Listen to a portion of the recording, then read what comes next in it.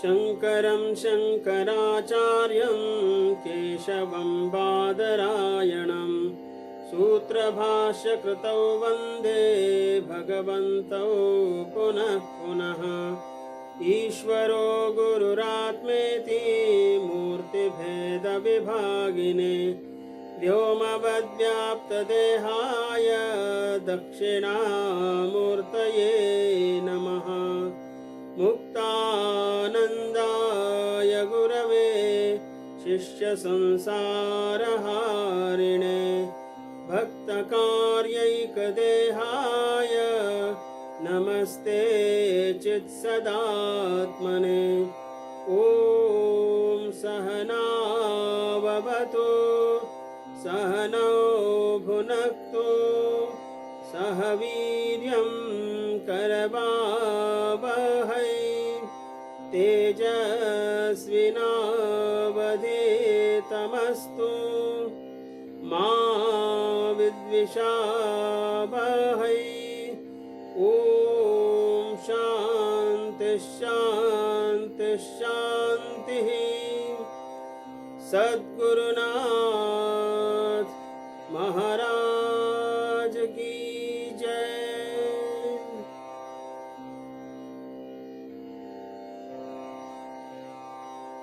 बड़े प्रेम और सम्मान से आप सभी का हार्दिक स्वागत। रुद्राष्टकम इस स्तुति की कुछ पंक्तियां हमने पिछली कक्षा में देखी थी, माने रुद्राष्टकम भाग 2 में हमने देखा था। आइए आज हम आगे की पंक्तियों के ऊपर कुछ प्रकाश डालेंगे। पहले हम कुछ पंक्तियों का गान करेंगे। तुषाराद्रिसंकाश गौरम गभीरम मनोभूतकोटि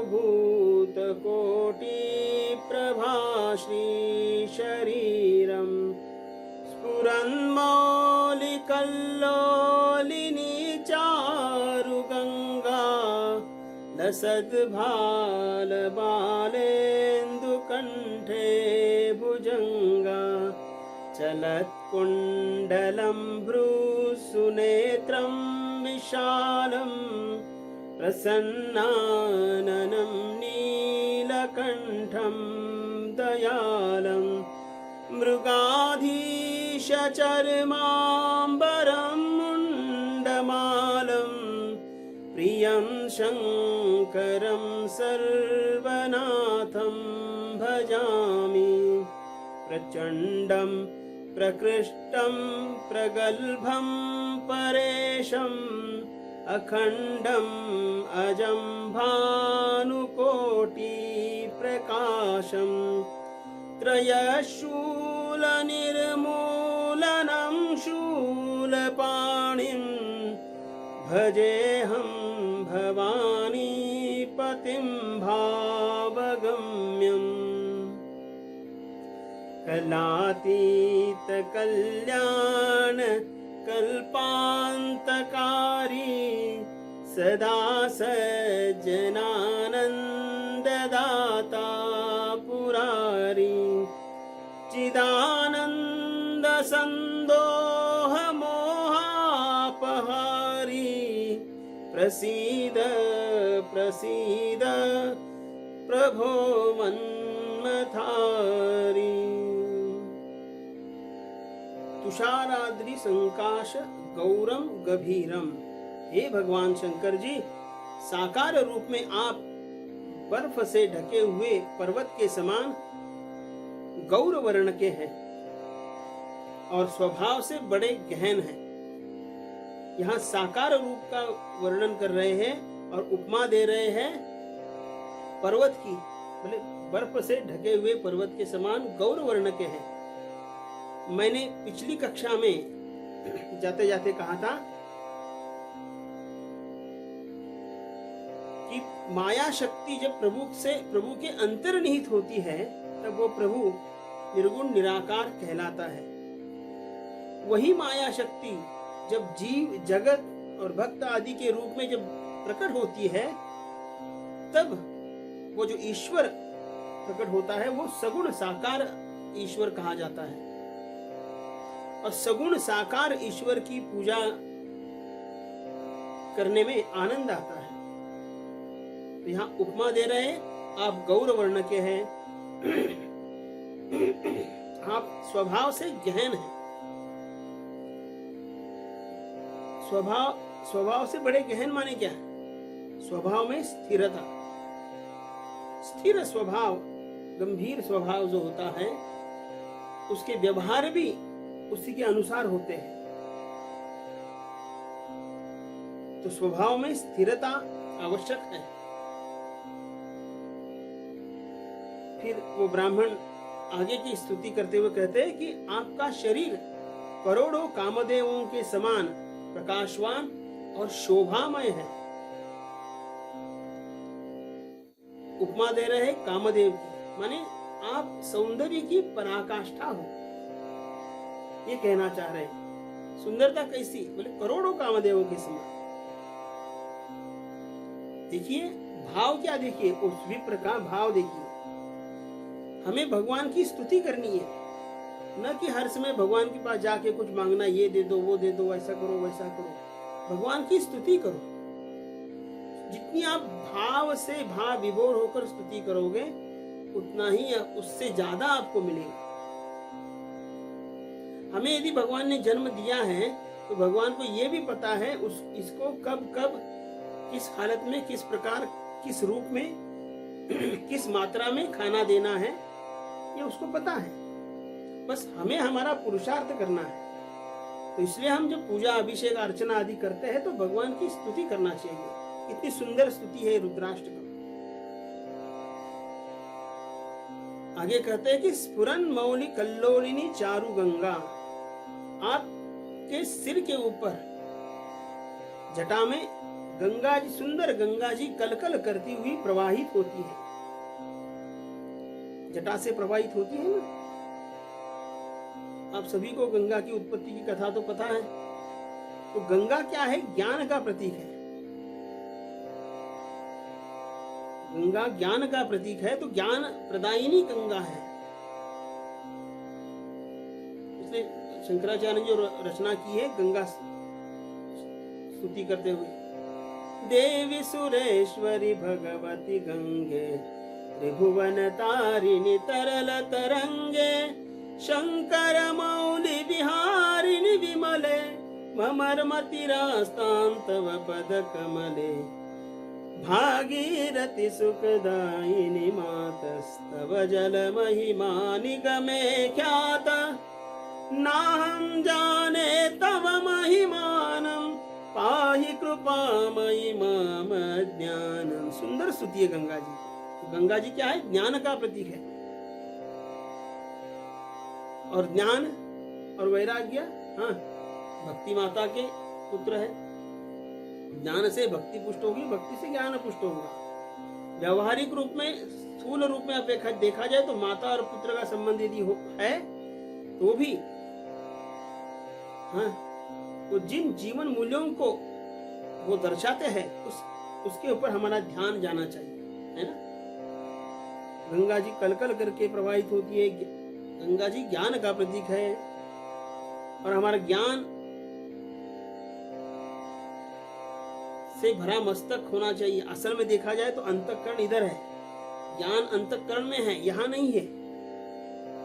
हमारा अंतःकरण यहाँ है, मन यहाँ है। जब यही मन जब बाहर के जगत से तादात्म्य कर लेता है तब, हाँ, उसकी जगह यहाँ बताई जाती है। ध्यान रखना है, मस्तिष्क मन नहीं है। अस्तु, तो अंतःकरण ज्ञान से परिपूरित होता है, इसलिए भक्ति चाहिए। हमारे संत एकनाथ जी महाराज महाराष्ट्र में एक बड़े संत हुए, वो कहते हैं कि भक्ति प्रेमाविन ज्ञान नको देवा। भक्ति प्रेम के बिना मुझे ज्ञान नहीं चाहिए, क्योंकि भक्ति प्रेम के बिना आया हुआ ज्ञान, हाँ, चाहे कितनी भी पोथियां पढ़े हो, पुस्तक पढ़े हो, वो रूखा सूखा ही होता है। असल में भक्ति चाहिए।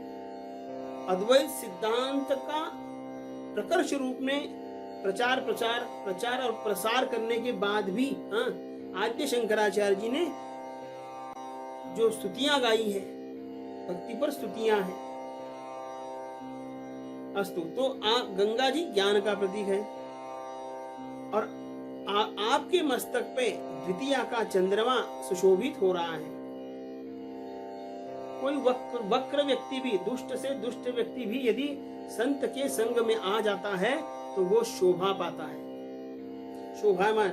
वैसे ही चंद्र, द्वितीया का चंद्रमा टेढ़ा है, लेकिन भगवान शंकर जी के मस्तक पर जटा में शोभायमान प्रतीत होता है। आप गले में सर्पों की माला आप लपेटे हुए हैं। यह प्रतीक रूप में हम देखेंगे तो भगवान शंकर जी हमें बता रहे हैं कि सर्प क्या है, दोष दुर्गुण।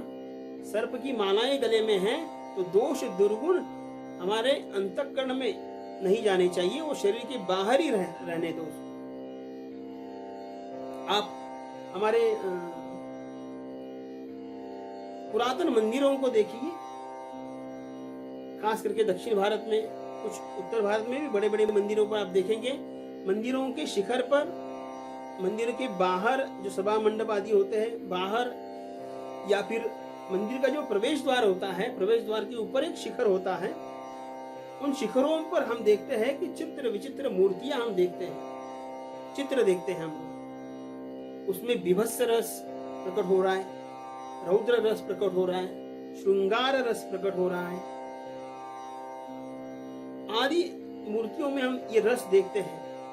विभत्स हो, श्रृंगार हो, देखने में अटपटा लगता है, लेकिन वो क्या दर्शा रहे हैं? आप जगत की सारी चीजें जो है, आपकी वासनाएं हो, कामनाएं हो, वो सारी की सारे बाहर रखो, मंदिर के बाहर रखो और शुद्ध अंतःकरण से मंदिर में प्रवेश करो तो भगवान जल्दी ही रिझते हैं। इसलिए शुद्ध अंतःकरण से अंदर जाना है। तो यहाँ सर्प की माला गले में है, प्रतीकात्मक दृष्टि से भगवान शंकर जी यही कह रहे हैं कि दोष दुर्गुण बुराई इसे बाहर रखो। चलत कुंडलम, आपके कानों में कुंडल हिल रहे हैं। अभी गले में यदि सर्प पहने हैं, बाहु में सर्प पहने हैं, कमर में सर्प लपेटा है, तो कान में क्या हीरे मोती के कुंडल रहेंगे? हाँ, वो भी सर्प के हैं और वो भी हिल रहे हैं। यहां भी हमें ये देखना है, भगवान शंकर जी बताते हैं कि दूषित शब्दों को बाहर ही रखो। क्या सुनना है क्या नहीं सुनना है उसका स्क्रीनिंग बाहर ही करो। अपने कानों की सार्थकता तभी है जब आप भगवान की कथा, कीर्तन, नाम संकीर्तन आदि सुनते हैं। आपके कर्ण तभी शोभायमान होते हैं जब आप कथा सुनते हैं, नाम संकीर्तन सुनते हैं, अच्छे विचार, अच्छे शब्दों को सुनते हैं। सद्विचार सुनने में है सार्थकता। अपने कानों को दूसरों के बुरे शब्दों का कूड़ादान नहीं बनाना है। हाँ, तो मुझे क्या सुनना है, क्या देखना है, ये मुझे तय करना है। तो भगवान शंकर जी यही बता रहे हैं कि बुरे शब्दों को, गलत शब्दों को कान के अंदर मत जाने दो, क्योंकि कान से अंदर ही प्रवेश होता है, भगवान भी प्रविष्ट होता है। कान के अंदर से हम जो भी कुछ लेते हैं अंतःकरण में, चित्त में उसका ही प्रभाव पड़ता है। तो हमें ध्यान रखना है कि मुझे क्या सुनना है। हम बाजार में भी जा रहे हैं तो कितनी सारी चीजें सुनने को मिलती है, उसमें से क्या लेना है ये मेरे ऊपर है। भगवान जी, शंकर जी ही बता रहे हैं कि बुरे शब्दों को बाहर ही रखो। चलत कुंडलम, आपके कानों के कुंडल हिल रहे हैं, नेत्र सुंदर है, विशाल है, आप प्रसन्न वदन हैं। ये भी एक गुण है, प्रसन्नता। आपका अंतःकरण यदि प्रसन्न है तो भी आपके चेहरे पर प्रसन्नता आएगी। आपका अंतःकरण प्रसन्न है तो चेहरे पर भी प्रसन्नता आएगी। तो आप प्रसन्न वदन हैं, आप बड़े दयालु हैं। आपके कंठ में विष की नीलिमा चमक रही है। समुद्र मंथन के समय हलाहल को राशन किया था, देवताओं को भी बचाया था, पृथ्वी को भी बचाया। तो यहां भी एक प्रतीकात्मक विचार संत देखते हैं, प्रकट करते हैं कि जो कटुता है वो कटुता को आप न आपके अंदर अंतःकरण में जाने दो, न ही वो कटुता आपके मुख द्वारा शब्द द्वारा बाहर प्रकट हो। क्योंकि कटुता विष यदि आप अंदर लेंगे तो आपका अंतःकरण दूषित होना है या फिर मृत्यु भी होनी है। और वही कटुता, कटु शब्द, कटु विचार आप मन के बाद मुख के द्वारा बाहर फेंकते हैं, तब किसी का जीवन बर्बाद होता है, जीवन से वो उजड़ जाता है। हाँ? तो इसलिए एक प्रतीकात्मक दृष्टि से हम देखेंगे तो भगवान ने जहर यही यहां तक ही रखा है, इसलिए उनका गला नीला हो गया, तो नीलकंठ नाम उनका है। आप कमर में व्याघ्रांबर चर्म लपेटे हुए हैं, गले में मुंडों की माला आप पहने हुए हैं। मुंड माला आपको पता है, पुराण में कथा आती है, नारद जी ने माता पार्वती को एक दिन उकसाया था कि बोले सब कुछ बताया लेकिन अब मुंड माला के बारे में नहीं बताया आपको। तो जब भगवान शंकर जी का ध्यान समय खत्म हो गया, ध्यान से बाहर आए, तो माता पार्वती जी ने पूछा, आपने सब कुछ बता दिया लेकिन इनके बारे में बताया नहीं। तो भगवान शंकर जी ने बताया कि आप सबसे प्रिय हो मेरे लिए, तो आपके जो पिछले जन्म हुए थे उस जन्म के आपने जब शरीर त्याग दिया था उसके बाद जो मैंने पहना है ये आपका ही है। तो गले में मुंड माला भी शोभा पा रही है। आप सबको बड़े प्रिय हैं, सबके नाथ हैं। हे भगवान शंकर जी, मैं आपको नमन करता हूँ। प्रचंडम प्रकृष्टम, आपका रुद्र रूप भयंकर है। आप क्योंकि रुद्र रूप माने कि आप रौद्र रूप है, माने कि आप विनाश के देवता हैं। भगवान शंकर जी विनाश के देवता है, क्योंकि उत्पत्ति स्थिति लय, ये तीन जो कार्य है उसमें से लय करने का कार्य भगवान शंकर जी का है। आप सबसे श्रेष्ठ है। प्रगल्भम, आपके वाणी का बड़ा चातुर्य है, आप में वाणी का बड़ा चातुर्य है। माने क्या है, आपकी वाणी तेजस्वी है, ओजस्वी वाणी है, तेजस्वी वाणी है। आप महेश्वर है, महाईश्वर है, आप अखंड है, अजन्मा है, करोड़ों सूर्यों के समान आपका तेज है। हे भगवान शंकर जी, आपके हाथ में जो त्रिशूल है, त्रिशूल आपने जो धारण किया है, वो समस्त जीवों के तीनों तापों को निर्मूलन करने वाला है। तीन ताप माने कौन से? दैहिक, दैविक और भौतिक ताप। इन्हीं तापों से जीव त्रस्त है। इन तीनों तापों से आपका जो त्रिशूल है वो तीनों तापों का निर्मूलन करने वाला है। हे भवानी के पति भगवान शंकर जी, आप भावगम्य है, माने प्रेम के भाव से प्राप्त होने योग्य है। मैं आपको प्रणाम करता हूँ। कलातीत कल्याण, आप कलाओं से परे हैं, माने आप घटते बढ़ते नहीं है। जैसे चंद्रमा घटता बढ़ता है, आप घटते बढ़ते नहीं है, सदा एक समान पूर्ण विद्यमान है आप। हे भगवान शंकर जी, आप सबका कल्याण करने वाले हैं। सारी सृष्टि की प्रलय लीला आप ही करते हैं। आप देखिए कितनी बड़ी बड़ी त्रासदियां आती है, संकट आते हैं, हमें दुख लगता है। सबको वो घटनाएं देख कर हमें दुख लगता है। हम कहते हैं कि ये नहीं घटना चाहिए था। बड़ी बड़ी त्रासदी है, भूकंप आ जाता है, बाढ़ आ जाती है, सुनामी आ जाती है, हाँ? बादल फट जाते हैं, पहाड़ खसक जाते हैं, गांव के गांव उजड़ जाते हैं। तो हम कहते हैं कि ये नहीं होना चाहिए था।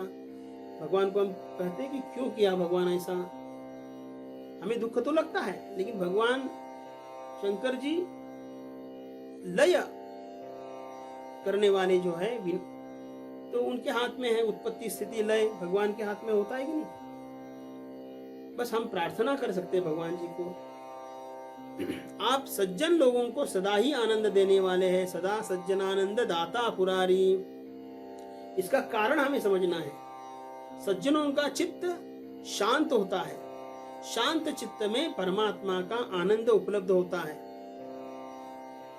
इसलिए चित्त शांत चित्त होना चाहिए। दुर्जनों का मन मलिन होता है और उसमें विक्षेप होता है, इसलिए उसमें परमात्मा का आनंद उपलब्ध नहीं होता है। सदा सज्जनानंददाता पुरारी। पुरारी, हे भगवान शंकर जी, आप त्रिपुरासुर के शत्रु हैं। पुराणों में त्रिपुरासुर की कथा आती है, लेकिन संत लोग कहते हैं स्थूल सूक्ष्म और कारण शरीर ही त्रिपुर है, माने 3 पुर है, और इनमें वास करने वाला इसका जो अभिमानी जीव है वो उपद्रव करता फिरता रहता है। भगवान शंकर जी की कृपा से जब वो अपना तीसरा नेत्र खोलकर एक बाण मारते हैं तो ये तीनों शरीर के बंधन से जीव मुक्त हो जाता है। हमें जीव भाव से शिव भाव में जाना है। आई एम शिव, मैं शिव हूं, शिवम भूत्वा शिवम यजे। शिव बनकर शिव का पूजन करना है, ब्रह्म बनकर ब्रह्म की पूजा करनी है। कश्मीर सेवेज़म में कहता है कि ना शिवम विद्यते क्वचित, ऐसा कोई भी चीज नहीं जहां शिव नहीं है। Nothing exist which is not Shiva. तो nothing exist which is not Shiva, ऐसी कोई चीज न वस्तु नहीं है जिसमें शिव नहीं है। तो ये जीव भी इसी जगत का भाग है, तो इसके अंदर भी शिव है ना। तो भगवान शंकर जी को पूजन, हम शिव बनकर शिव का पूजन करेंगे तो हमें बंधन से मुक्त करेंगे। चिदानंद संदोह मोहापकारी, आप चिदघन हैं, माने ज्ञान स्वरूप है। आप आनंद घन हैं, आप मोह का अपहरण करने वाले हैं। हे प्रभु, कामदेव को भस्म कर देने वाले, कृपा कीजिए, प्रसन्न हो जाइए। न यावत उमानाथ पादारविंदम भजन्ति हलोके परे वानराणाम्, न तावत् सुखं क्षान्ति संतापनाशं, प्रसीद प्रभो सर्वभूताधिवासं। न जानामि योगं जपं नैव पूजां, न तोऽहं सदा सर्वदा शम्भुतुभ्यं। जराजन्म दुःखोगतातप्यमानम्, प्रभो पाहि आपन्नमामीश शम्भो। प्रभो पाहि आपन्नमामीश शम्भो। जब तक हे पार्वती जी के पति आपके चरणारविंदों में समर्पण नहीं होता है, तब तक व्यक्ति का उद्धार नहीं होता है। न तो इस लोक में और न परलोक में सुख शांति प्राप्त होती है, और न उसके तीनों तापों का नाश होता है। अतः हे समस्त प्राणियों के पति, हे समस्त प्राणियों के हृदय देश में वास करने वाले, हे प्रभु प्रसन्न हो जाइए। न जानामि योगम जपम नैव पूजा, हे भगवान, न तो मैं योग जानता हूँ, न पूजा जानता हूँ, न जप जानता हूँ, बस मैं तो सदा आपकी शरण में हूँ। मैं आपको प्रणाम करता हूँ।